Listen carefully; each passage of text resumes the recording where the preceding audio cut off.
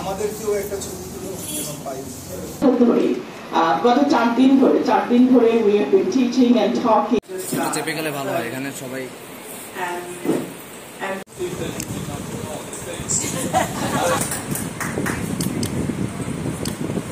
Thank you so much.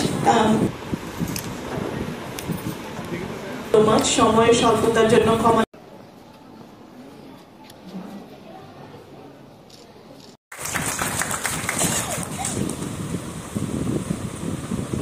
এখন একদম সরাসরি G2P পদ্ধতিতে তাদের মোবাইলে চলে যায়।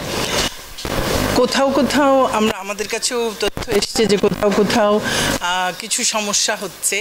এখন যেটা হয়তো কিছু ভাতাভোগী তারা অনেক বয়স্ক বুঝতে পারছেন না, হয়তো মোবাইলটা অন্য কাউকে পরিবার অন্য কারোর কাছে দিয়ে দিয়েছেন, কিংবা উনি সিমটা হয়তো ওখান থেকে সিমটা রাখতে বলা হয়েছে, সিমটা যত্ন করে আলাদা করে রেখে দিয়েছেন, মোবাইলটা নেই, পাচ্ছেন না। এরকম কিছু কিছু ঘটনা আছে, কিন্তু তারপরও আমরা আরও বেশি শক্তিশালী করি সচেতনতা তৈরি করবার জন্য। এমনকি টেলিভিশনেও আমরা সেই সংক্রান্ত নানান ধরনের সচেতনতামূলক বার্তা দিচ্ছি, একেবারে গ্রামাঞ্চল পর্যন্ত সব জায়গায় সেই বার্তাগুলো দিচ্ছি।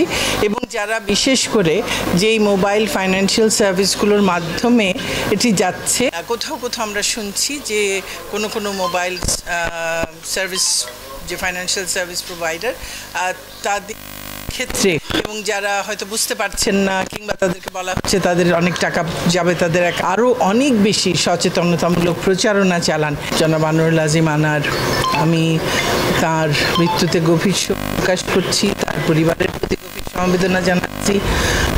এই নৃশংস হত্যাকাণ্ড এটি একেবারেই মেনে নেওয়া যায় না, এবং আমাদের